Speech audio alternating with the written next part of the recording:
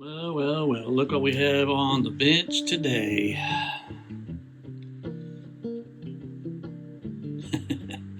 It's a baby Taylor Acoustic is what this is. It's inside that case. This was brought to me by somebody in my church. And it's in need of a setup is what it's needing. It's somebody's attempted to do some of it. It looks like they did an alright job as far as I can tell. Now here it's here on the bench, I can look at it even closer. Let's see if we can squeeze that out.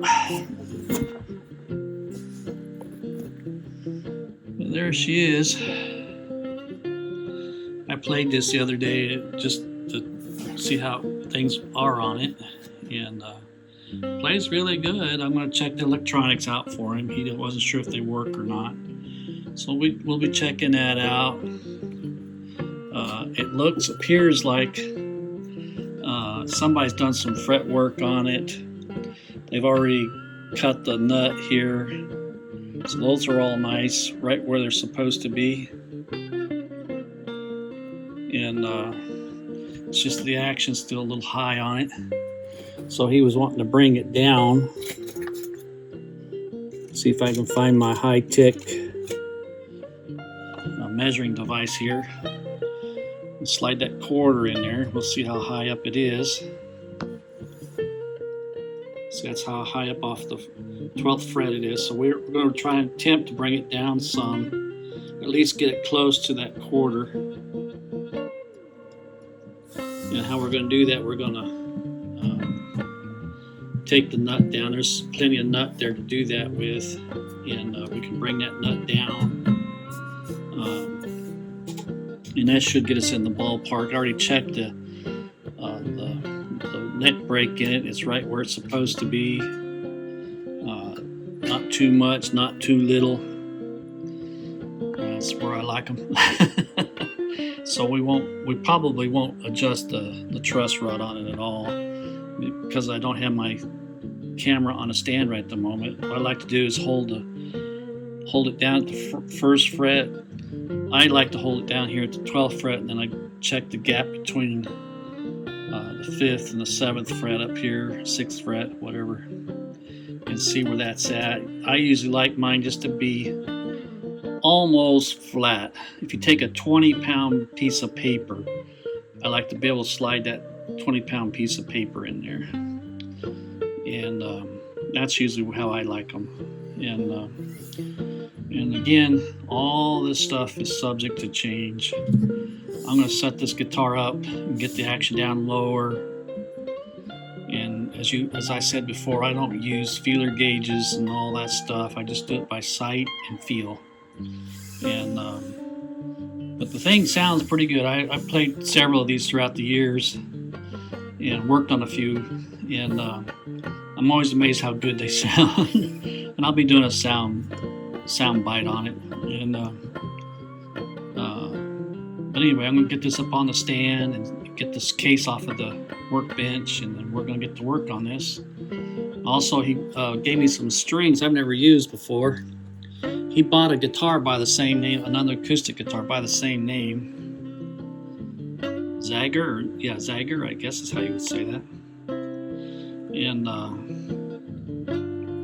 anyway, he bought an acoustic guitar that's made by the same name there. And I played it, and it plays pretty good too, but it's the same thing though, it needs the bridge to come down on it, because the action up here on the 12th fret is just way too high. And I guess I'm spoiled by playing electric guitars, so I like to set my acoustics up pretty close to what my electric guitars do. But because you are dealing with heavier gauge strings on most acoustics, unless you're one of those ones like to put electric strings on your acoustic guitars. I had a friend in Arizona, he put electric string because he could put 8s or 9s on them, and he was happy with it. I didn't like the sound of it, but that was his choice. And his excuse was because he was up in age and the strings were getting to where they were really bothering his fingers. So whatever the excuse, as long as you can play, that's all I'm here to do is keep you playing. So anyway, I'll bring you back in a little bit. All right, what I did, I already loosened the strings on this, but before I loosened them, I held down there on the 1st fret, came down here on the 12th fret, and checked that gap up here, and it's hunky-dory fine. So now what we're going to do is pull this, try to pull this saddle, bridge saddle out.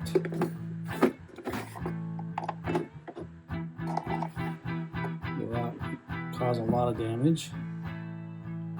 Sometimes I do this and the saddles will break because they put them in there so tight.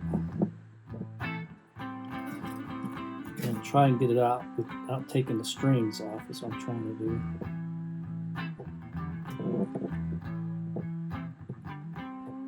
And sometimes, like I said, they put them in there pretty tight.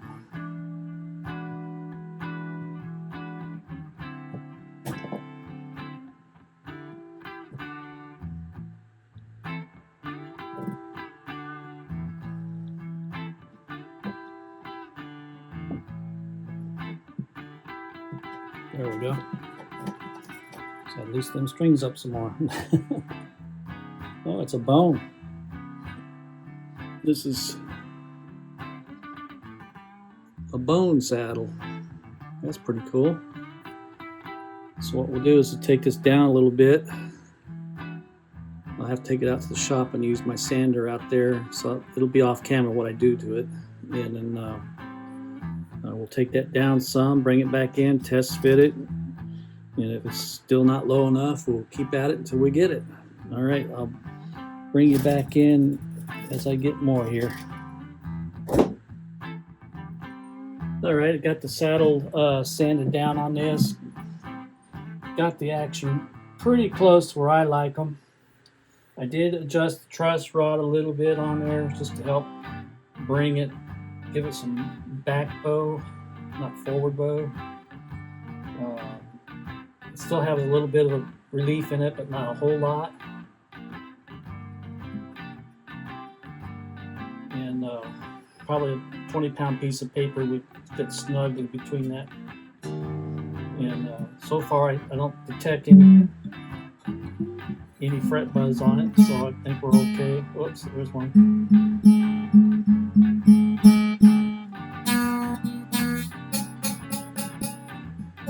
So that means I have to loosen back up on that truss rod, so it's all up here.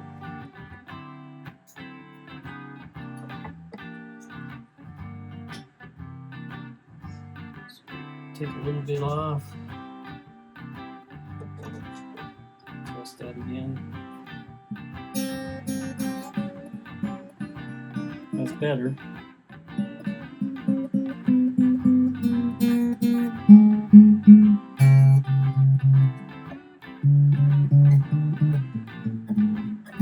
I don't have it up tensioned all the way either, I don't think. I don't know what I do with my tuner now. So anyway, I'm going to have to take a break. So I'll be back in later on today on this. And we'll put the new strings on it. And perhaps adjust this truss rod a little bit more. I'll probably put it right back where it was. Which is fine. See?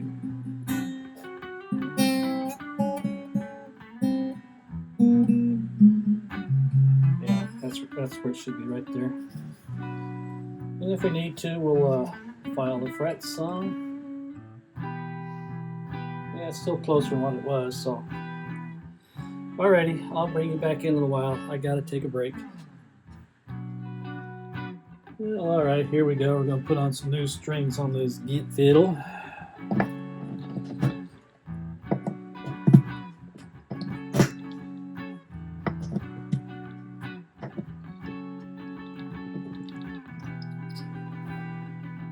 Sometimes you get these where people push the pegs down too far, and you can just take your wire cutters, and you're not clamping down on it, you're just getting that underneath there so you can lift them pegs up. So you can pull them pegs out. I'm not surprised, these are just plastic pegs. A lot of times they're actual ebony on Taylors and Martins. These are plastic. This is made in Mexico. I looked at the label in there. It says made in Mexico on there. And, what I'm going to do is get these off of here, and then we're going to oil the fretboard, not hydrate the fretboard. If you want to hydrate your fretboard, use water. Oiling and hydrating are two different things. And I see video after video where people say, oh, we're going to hydrate the fretboard, and they put oil on it. Oiling is not hydrating. And there is a difference. Arizona, when I lived in Arizona, I did a lot of hydration on fretboards up there because it's so dry there. Here in Alabama, I don't worry too much about it because there's a lot of hydration, a lot of moisture in the air here. So fretboards, unless the guitar is stored underneath the heater or air conditioning unit, or by a window, or those kinds of factors where the sun's beating down on the fretboard, they don't have a tendency to dry out here. So I've been doing a lot of oiling of the fretboards here, and there's some pros and cons about it. I've never encountered this. There, some of these guys will tell you that, oh yeah, if you use lemon oil or orange oil on a fretboard, it'll go rancid on you and stuff like that. I have not seen a guitar with rancid fretboards on them. And I've seen some pretty dirty fretboards. That doesn't mean they're really rancid. And but anyway, so what we're going to do now is we'll look over these frets. Yeah, so they need to be cleaned a little bit. So we're going to take a little steel wool to that. Again, you guys can use whatever you want. I prefer to use steel wool when it comes to guitars on the frets. That's my liking. You can use micro mesh. You can use just about anything. The only thing is, if you use steel wool on electric guitars, that's why I'm putting this paper towel here. You need to tape off your pickups so you don't get the steel wool fibers on your pickups. Oh yeah, see, they're cleaning right up. And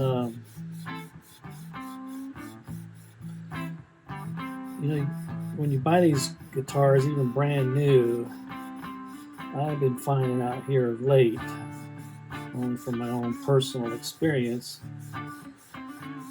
that the frets are really corroded with stuff. This is from being shipped around from one country to another country, and if it comes across the ocean and all that stuff. And regardless what you think, even if guitars are inside cases, they still can develop problems in the case, depending on how they're stored, where they're stored, and how long they've been stored. We've got a Martin guitar right now that's been stored for I don't know how long in a closet at our church. And I inquired about it the other day, and they told me to go ahead and take it on home and use it. I'm trying to arrange it so I can purchase it from the church. I don't have any idea what model number it is or nothing, so until I get it home, I don't know what it's worth. I told him that. I told the pastor that. I don't know what it's worth until I get it home, look it up.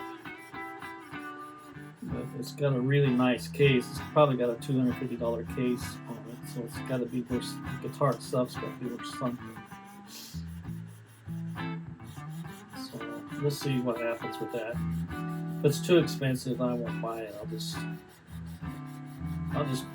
fix it back up and get it playing, and I might play it a couple of times, and then I'll give it back to the church.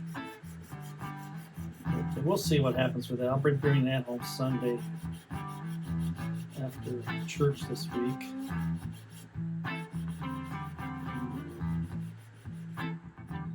There we go. That's looking much better. Feels much better. It kind of looks like ebony, but I don't think that's actual ebony fretboard. I think it's something else. Probably some of that newer woods that they're using these days on guitars. Because this is a fairly new guitar. It's not an old one.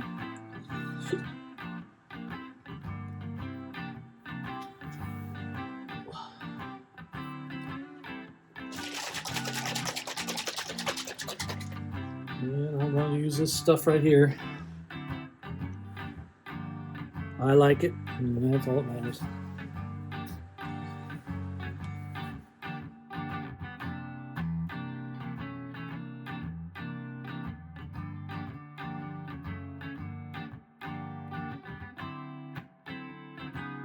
Yes. So here we are. Got it all cleaned and oiled up. So now we're going to put on these Zager, I guess I don't know how to say it. Zager, Z-A-G-E-R, Zager acoustic strings. I've never even heard of those kinds of strings before, so this will all be new for me. Oh, look at that! It even comes with a pick on the back. How cool is that? I'll make sure my buddy gets that. But like I said earlier, he also bought a guitar made by the same company. And nice guitar, acoustic guitar. Nice, nice. Super nice fretwork done on that guitar. He's supposed to bring it, once I get this done, he's going to let me work on setting that guitar up for him. And but the fretwork on that is just impeccable. I have never seen a production guitar with that good of fretwork done to it, other than the super high-end electric guitars. And but it's rare that you see a guitar, especially a brand new one, with such nice work done to it. I don't know what the guitar costs, but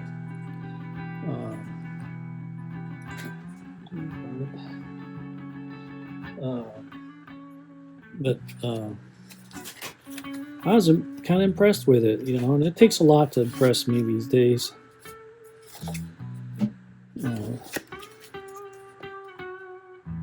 Not a whole lot out there impresses me or surprises me anymore. And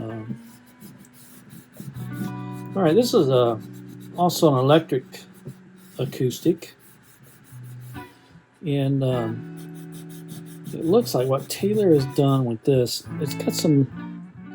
This looks like the pickups that's in the bridge. Instead of that going under the saddle, having a bar going across here in the saddle, they've got these little things in here, and they just protrude out where that saddle rests in the bottom of the bridge there. And interesting concept. It'll be interesting to see if the electronics work in this still, and see what it sounds like. And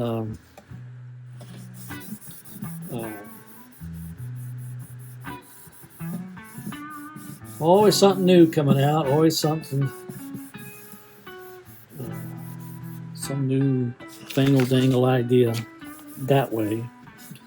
Construction of an acoustic guitar, I don't think they've changed too much at all. And my thing is usually this block of wood up here Yeah, see, this one's the same way. That block where that neck sets down into is very, very narrow. And I don't see why they can't bring them blocks of wood out so at least it would cover more area. I don't think it's going to hurt the tonality of an acoustic. I just don't. And it's because at some point in this guitar's life, it's going to need a neck reset because of that. All right, here we go. We'll put these strings on. I'm going to go ahead and put them on, and I'm not going to go through all the processes. All I wanted to mention too is up here on the saddle. Let's see, am I in there? I want to make sure you see this.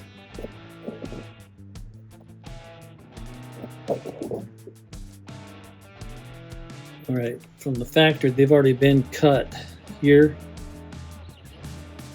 They got slots cut into it, and then what that does is gives you more of a break angle going over your saddle there. I keep calling it a bridge. It's not a bridge; it's a saddle. And my mind is on so many other issues right at the moment. But anyway.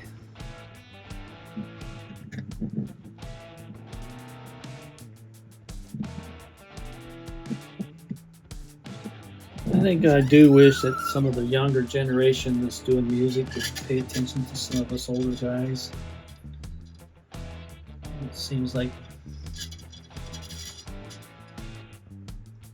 there's a lot of younger people out there that don't give us older guys credit for all the years that we've been around and done music.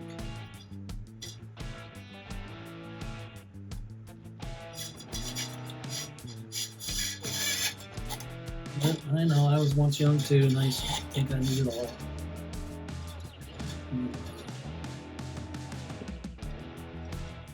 I just wish now, looking back at things, I would have paid attention to some of the older people, especially guitarists. I could teach a lot. I learned a lot from a couple of them.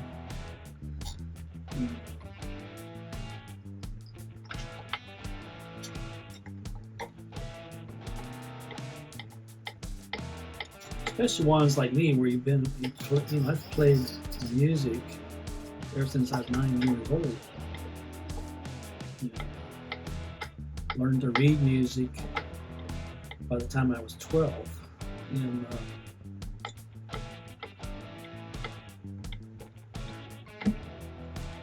when you get to that point and you keep playing all your life, like I have, tend to pick up some things, you know. I learned how to play from reading music and playing by ear, and playing by ear sometimes can be challenging. And especially playing along with keyboard players who like to throw in all these diminished and augmented chords and transitional chords, and just throw them in right at the spur of the moment, and you don't know where you're at. And it's still a lot of fun. And,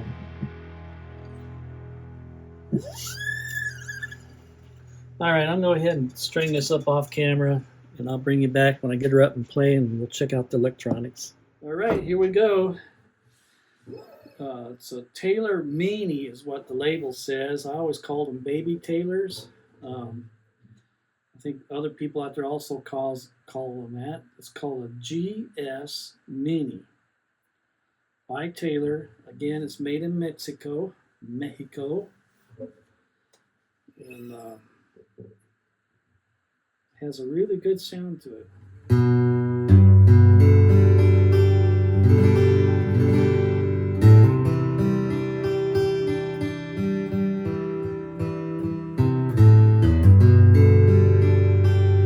Has a big boy sound.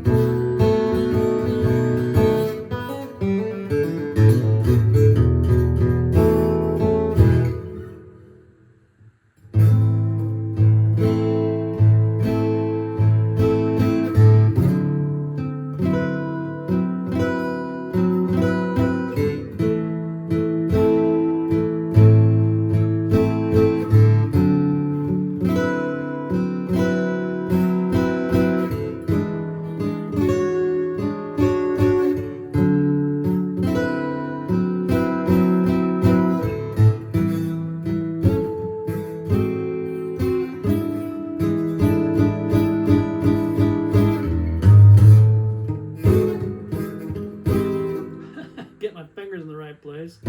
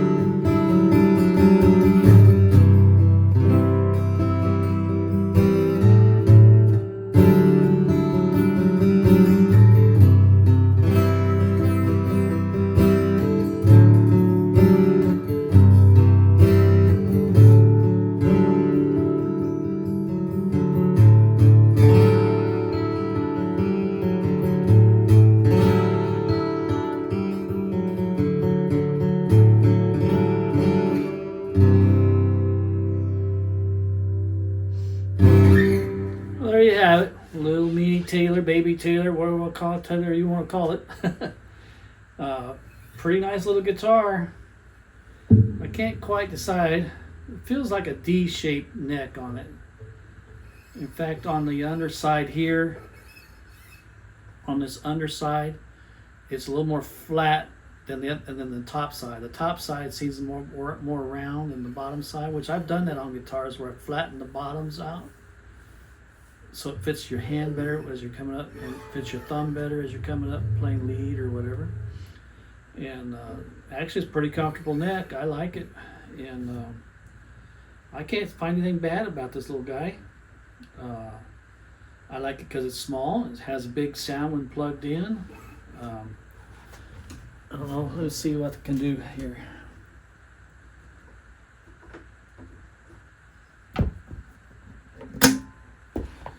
Here's what it sounds like unplugged for those curious.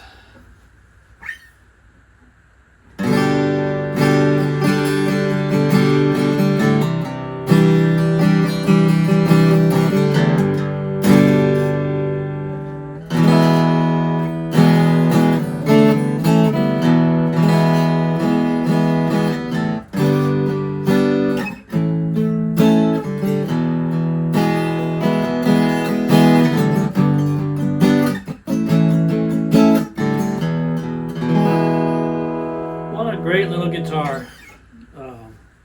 This would be a good one to have around the house, so you can, if you're traveling a lot, it's small, it won't take up much space in your car or automobile, and take it to hotels, motels, and parks and stuff, and just campfires. This is a great little guitar to have. Sounds better plugged in to me than it does acoustically, but still a good practice little guitar. Learn if you want to learn.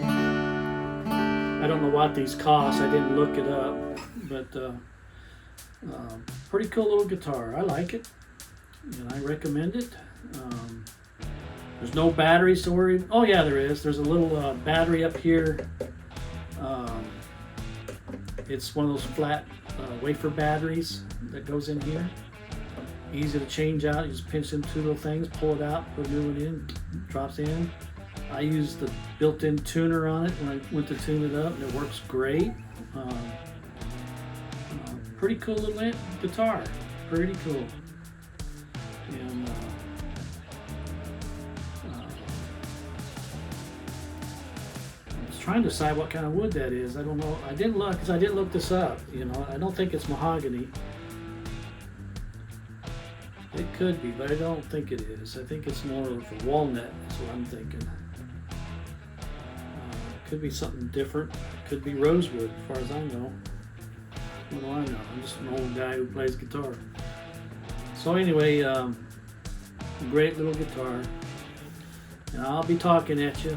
Like I said, I got that Martin I'm going to be bringing home from church, and we'll be doing a thing on it, a video on that one.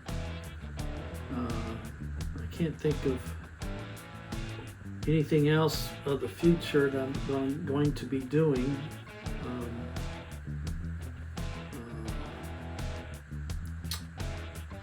Other than that, Martin. Oh yeah, I got this other acoustic guitar. I've had it sitting in my closet for a lot of years, and I'm not going to reveal what kind of acoustic it is right now, but it's been sitting around long years. It was gifted to me a long time ago, and I gifted it to my granddaughter, and she brought it back and gave it back to me because it's gotten to where it's unplayable, so it's going to need a neck reset. I already checked that part of it out. In fact, it's been sitting in the closet for years without no strings on it, and because of that. But there'll be more on that once I get to that. I don't know when I'll start that project, probably another month or so. That's something in the future that I'll be doing. And I think that's the only project for the rest of this year I'll be doing is that neck reset on that acoustic. Unless something else comes up between now and December, I don't know. And